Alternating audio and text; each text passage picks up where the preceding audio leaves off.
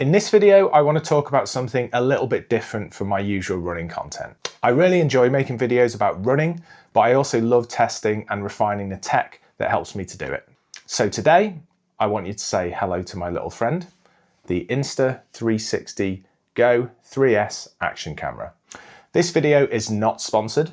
I bought the camera with my own money, and I'll be sharing my honest thoughts and my experiences based on my own personal use. So I've had this camera for about 6 months, and I've put it through pretty extensive use during that time. I haven't used every feature of this camera, so this review might not be suitable if you're looking for some of its capabilities, such as a stills camera or things that it does like star lapse. As a running vlogger, I've mainly used the video modes and time shift, which is a motion time-lapse feature. I've used it in all weather conditions and even in a swimming pool during a triathlon, so I've got some experience but not extensive experience with its underwater capabilities. So let's get into it. When I started making YouTube videos, I mainly used a couple of GoPro cameras, a standalone Hero 7 and a Hero 9 in the creator case, which gave me an enhanced microphone. The Hero 7 was generally strapped to my chest for first person and time-lapse shots, and the Hero 9 was attached to a short handle that I normally stored in my running belt, pulling it out for recording pieces to camera or free shots. This certainly wasn't a discreet way of shooting video, which made me really self-conscious in my early days. The GoPros were also quite unreliable, failing when still having plenty of charge, which frustratingly led to quite a few abandoned video projects. I've always been drawn to the Insta360 GO's form factor from its very first iteration, but its specs in the earlier days didn't really meet my needs. I've shot in 4K since starting on YouTube, so I was excited when the GO 3S was announced and it was capable of shooting 4K up to 30 frames per second. I bought the 128GB standard bundle in black, which included the camera, the action pod, the pendant mount, a hat clip, and a pivot stand. And on screen, which you may want to pause, are some key specs from the Insta360 website about the camera. But before I go any further and share my thoughts, can I just ask, if you aren't already a subscriber to my channel, if you would consider subscribing? Last month, 95% of viewers weren't subscribers.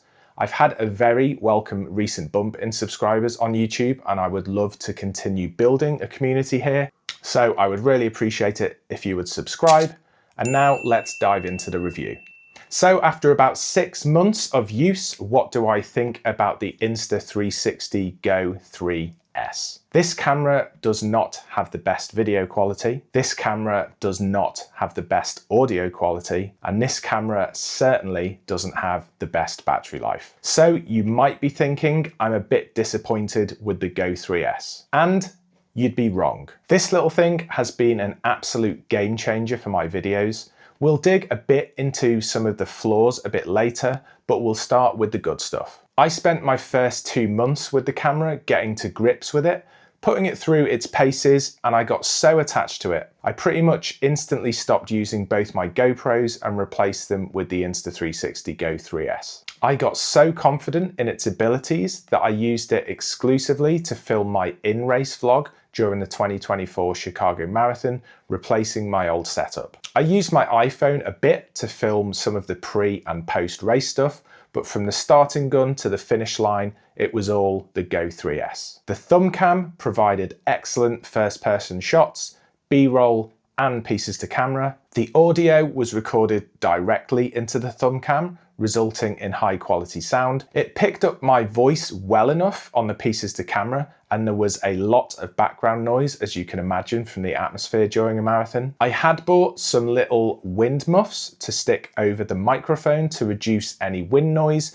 as in my initial testing, I felt it would benefit from it. So what I'm looking to show here, I can hear a bit of wind in my ears, so I don't know how that is getting accounted for on the internal mics. And here is a short excerpt from my marathon vlog, so you can see and hear how it performed. Okay, we have just passed the 5K point in 26 minutes 38 seconds, which, according to my watch, I'm using a pace tracker. We are absolutely bang on target. You can watch the full video in my channel feed, and I'll link it at the end of the video and in the description. In the 2-month lead up to Chicago, I learnt a few things that refined how I used the Go 3S. I initially shot my footage in 16:9 aspect ratio, but switched to 4:3 free frame mode to give me greater flexibility in post-production. This mode allows me to easily reframe shots for vertical or horizontal use, and now I shoot all my footage in that aspect ratio. The pendant mount, which I was excited about trying to replace my chest mount strap, proved to be pretty useless for my needs. The way that you use the pendant mount is that you put it over your head and then you pop it under a top that you're wearing, and then you use magnets like that to attach it to your top. This mount feels like it is designed for stationary or slow moving use. Even with post-production stabilization, the early footage I shot using it was unusable. We'll revisit stabilization a little bit later. However, the hat clip is incredible. I thought it might be a bit gimmicky, but I was wrong. I typically attach the hat clip to the back of a running hat, and then the thumb cam magnetically attaches to it like that. When I'm using it out in races, I typically will have it on the back of my head when it's not in use, so it's kind of out of sight, out of the way. And then when I want to record some first person footage, I will just spin the running cap around, press the button, and it will film first person stuff. If I want to record pieces to camera or some more third person stuff, it is really easy to just pull out magnetically, and then I free hold it to record that footage. I've had absolutely no issues with the strength of the magnets. It has never kind of come loose when I haven't wanted it to, and it's also really easy to kind of pull away from the mount whenever I do need to detach it. I also use the mode where I'm wearing the cap in reverse with the camera on the front when I'm recording time lapses of courses. So here is a clip from the day before the Chicago Marathon at the Chicago 5K, where I managed to record the whole 5K course compressed down to about 2.5 minutes, and it looks really great. If you want to see more of that Chicago 5K vlog, that is also on the channel feed, and I'll link the video in the description. I wanted to test the versatility of the Go 3S, so I used the camera during a triathlon on a recent holiday. I clipped it to my swim cap for underwater swim shots using the hat mount. The adjustable hat clip is also useful as a mini stand, allowing me to capture transition shots like putting on the bike shoes. During the bike section, I placed the cap mount on the stem of the bike, adjusted the angle, and then filmed shots of myself riding. I then grabbed the camera and panned around for B-roll shots. Out on the run, I reverted to my tried and trusted methods I've got used to on most of my runs, clipping the thumb camera to the back of the hat for first person shots and free holding it to capture some B-roll of my surroundings. Speaking of free holding this camera has been an absolute revelation. The vast majority of time, I no longer need a handle. I simply hold it between my thumb and index finger and shoot. I've also used this camera to film shoe reviews.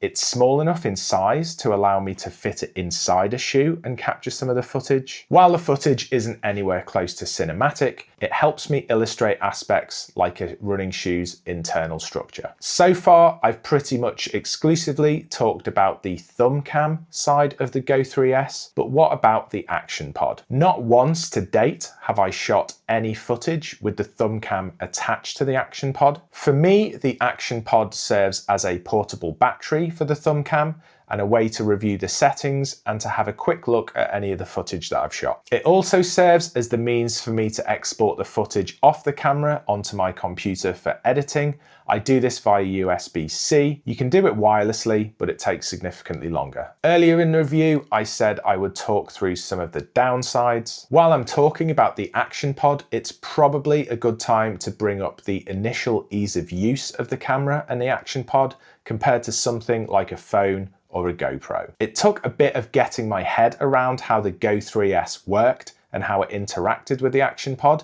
and when you needed to access the Insta360 app to change some of the settings. Despite the GoPro's flaws, they have always been incredibly easy to use, and using the Go 3S took a short period of adjustment. Here's an example. For some things, the thumb cam can be used completely independently of the action pod. You can even leave the pod at home. You just need to ensure that you have set up the thumb cam in the Insta360 app to perform the action you want when you press the button. You can set up 2 modes, a single press or a double press, and these are called quick caps. What is confusing is that these modes can be different when you press the button once or twice when the thumb cam is undocked from the action pod, but the action pod is turned on. These are called single and double press. When the pod is turned off, the thumb cam can only perform a limited number of video and photo modes. You can set the parameters for these in the app, such as resolution, frame rate, and aspect ratio. When the action pod is turned on, you can then access the full range of modes using a single or double press of the thumb cam, including time lapse, time shift, slow motion, loop recording, HDR photo, interval photos, and star lapse. It's a bit confusing, but once you get your head around it, it's kind of fine. The flow state stabilization also depends on using either the Insta360 mobile or desktop app to apply the stabilization in post-production. Once you do apply it, it works incredibly well. Here you can see an example of the raw footage straight off the camera compared to it after it has been stabilized. With the GoPro, I was used to the stabilization being sorted out on the camera itself, so when you exported the footage off the camera, the footage was ready to go. Next up, video quality. The Go 3S excels in well-lit environments, but I found it struggles a bit with lower light. Even in the daytime, I shot footage of my feet wearing the Asics Nova Blast 5 whilst walking and running for a review. The footage was just about usable, but not particularly impressive. For an upcoming review of the Nike Zoom Fly 6, I returned to using the GoPro and an iPhone attached to the Insta360 Flow Pro gimbal. Both of those cameras offer larger sensors and a higher frame rate in 4K and better clarity for these detailed shots, which hopefully you can see here. Next is audio quality. In most cases, the tiny internal microphone has performed incredibly well, and it is certainly good enough to use in my vlogs without feeling like I'm using anything substandard. The GoPro 9 with the creator case and its larger mic does sound better, but with that comes a lot more bulk. However, the Go 3S has performed a little bit poorly in wet conditions. During a race in admittedly biblical level rain, the audio from my pieces to camera were almost inaudible, which you can see in this clip. It's quite lonely. It's a quiet half marathon, and yeah, I'm pretty much running on my own. Haven't seen anyone for miles.